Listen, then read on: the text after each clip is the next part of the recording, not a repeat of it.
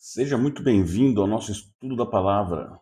Estamos estudando Romanos. Vamos para o capítulo 7, onde nós paramos. Estamos de volta, firmes e fortes, hein? Nós estamos no mês de outubro de 2025. Vai fazer exatamente um ano que eu comecei a ler e estudar a Bíblia. E isso é transformador, é salvador. Eu me encontrava num momento completamente perdido, sem perspectiva, dominado por ansiedade, por depressão, pensando em fazer uma bobagem bem grande com a minha vida. Era um momento muito ruim. Mas, graças a Deus, ele estava lá me chamando. Jesus estava todo dia me chamando. Cara, falava, mas a gente, por ser falhos, por sermos pecadores e ter carne fraca, a gente vai deixando, a gente não acredita, a gente acha que não é. É que um belo dia, através de uma amiga muito querida, e de um amigo também, eu fui presenteado com uma Bíblia. Comecei a ler essa Bíblia, mesmo não entendendo nada, mas a palavra é viva, é forte. E as coisas foram melhorando, aquela ansiedade foi passando, aquela tristeza, aquela culpa, aquele amargo no coração, aquelas coisas ruins, aqueles pensamentos terríveis, foram dando lugar a uma palavra de paz, a uma, a uma a um momento gostoso. Olha, falando bem a verdade, mesmo não entendendo nada, porque você começa a ler a Bíblia e não entende nada. É difícil. Mas mesmo assim, a, o amor de Deus, ele vem para o nosso coração, ele acalenta o nosso coração, ele acalma o nosso coração. E quando você decide, quando você persevera, isso só aumenta, isso só transforma. Então, se você está passando por um momento difícil, se você conhece alguém passando por um momento assim, chama, vamos estudar junto. Eu estou começando e eu preciso da ajuda de vocês. Porque sozinho a gente não faz nada sozinho. Sozinho a gente faz nada sozinho é bom, né? Sozinho a gente não faz nada grande. A gente não chega em ninguém e a gente precisa chegar em muita gente. Tem muita gente precisando de Deus. Tem muita gente precisando desse amor de Deus. E é só abrir o coração. É só abrir a porta. Deus está chamando a gente o tempo todo. Mas depende da gente. Então, vamos para cima. Chama alguém que você acha que precise. Vamos estudar junto, vamos aprender junto. Põe aqui alguma coisa que você tenha entendido, algum insight que você teve que de repente eu não vou trazer, porque eu preciso aprender, eu preciso continuar aprendendo, eu preciso continuar me levantando e levantando outras pessoas também.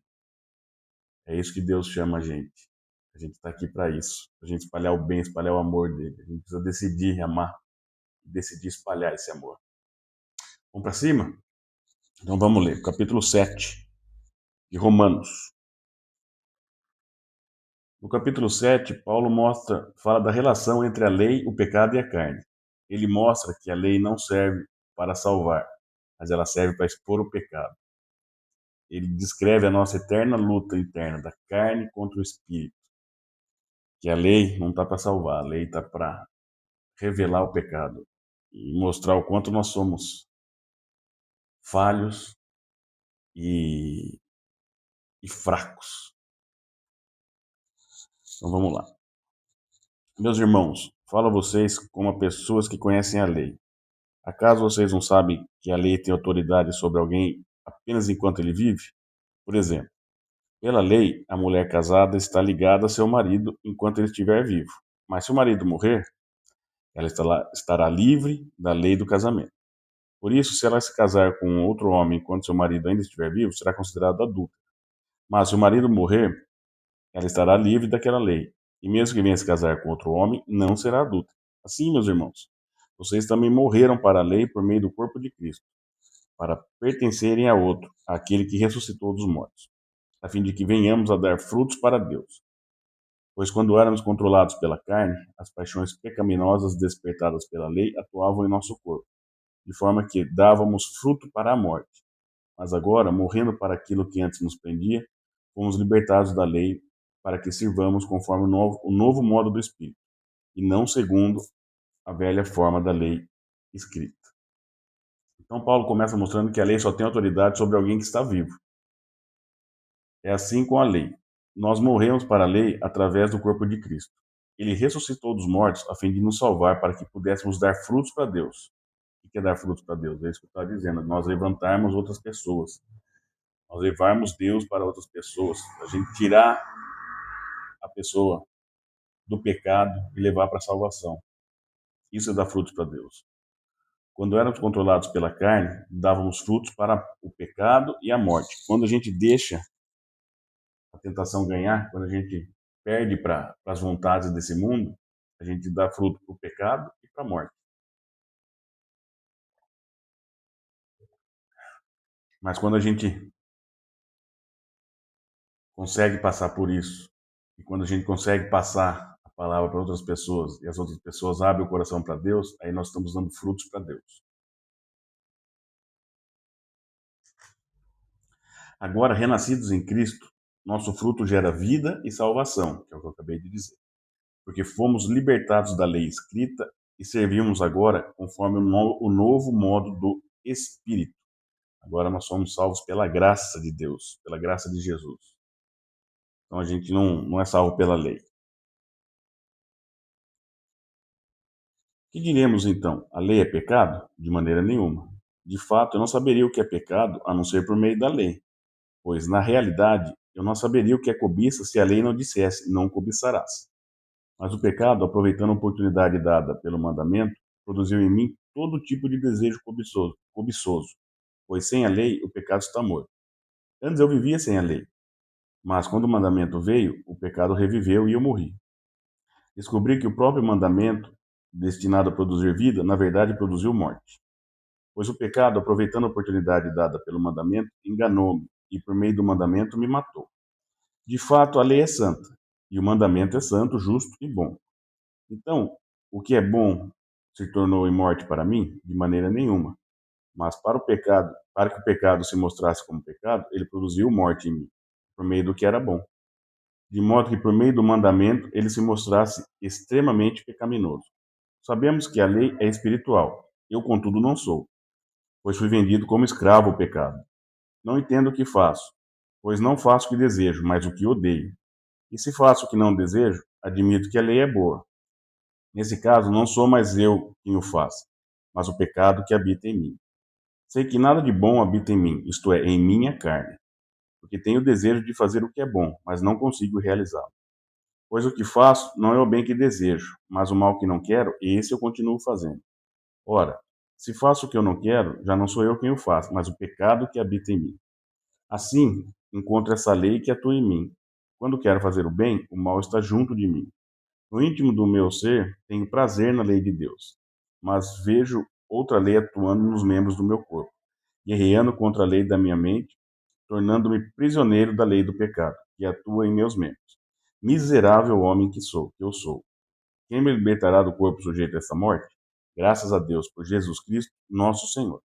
De modo que, com a mente, eu próprio sou escravo da lei de Deus, mas com a carne, da lei do pecado. Mas para que serve a lei então? Você deve estar se perguntando. A lei serve para nos revelar o pecado. Sem ela, não saberíamos por onde caminhar corretamente, qual caminho deveríamos seguir. Quando o mandamento veio com o propósito de produzir vida, ele na verdade produziu morte por conta da fraqueza da nossa carne, que ficou tentada a cometer todo tipo de pecado após saber da sua existência através da lei. Então, quando a lei veio, nós descobrimos tudo o que era pecado. E a fraqueza da nossa carne é fraca, ficou tentada a fazer todo tipo de pecado. Ficou tentada a fazer todos esses pecados que nós só descobrimos pela lei.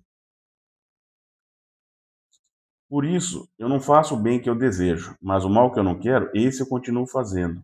Por quê? Porque somos seres espirituais num corpo carnal fraco e pecador. O espírito E a carne luta o tempo todo um contra o outro. A carne só quer os prazeres momentâneos do mundo, porque ela é desse mundo passageiro. A carne é daqui. Por isso a gente é tão tentado a fazer tudo que a gente, tudo que é pecado, tudo que é momentâneo, tudo que é desse mundo, porque a nossa carne é desse mundo, o nosso espírito não. Nosso espírito é da eternidade, o nosso espírito conhece a eternidade. Então, para ele, nada do que tem aqui é prazeroso, tudo é bom, tudo que a nossa carne quer. O nosso espírito já conhece, sabe que não é. Não tem nada de interessante para ele aqui. E miserável homem que eu sou, quem me libertará do corpo sujeito a essa morte? Graças a Deus por Jesus Cristo, nosso Senhor. Ele liberou o nosso corpo sujeito a essa morte. Por ele seremos salvos desse corpo pecador. De modo que com a mente, com a minha alma e com o espírito, eu sou escravo da lei de Deus, mas com a carne, eu sou escravo da lei do pecado. É denso esse capítulo, né? Ele é muito bom, muito forte. Meu convite a você é que você refaça toda a leitura do capítulo 7, lê de novo. Se você tiver algum outro entendimento que eu não tive, algum outro insight, põe aqui pra gente, vamos discutir, vamos debater sobre ele, vamos aprender junto. E faço votos de que você fique firme na leitura, fique firme nos estudos. Eu não falo aqui de religião. São bem-vindos todas as crenças e religiões. Vamos estudar a Bíblia junto, vamos aprender junto. Segue o seu caminho e vamos em frente. Vamos falar de Deus, vamos levantar muitas almas para o nosso Senhor. Vamos gerar muitos bons frutos. Eu conto com você para isso. Vamos embora? Que você seja sal e luz por onde você passar. Sinta-se muito amado por mim, porque eu me sinto muito amado por vocês. Hoje é um grande dia. Fique com Deus. Até a próxima e vai cuidar da sua vida, cara. Isso que é importante.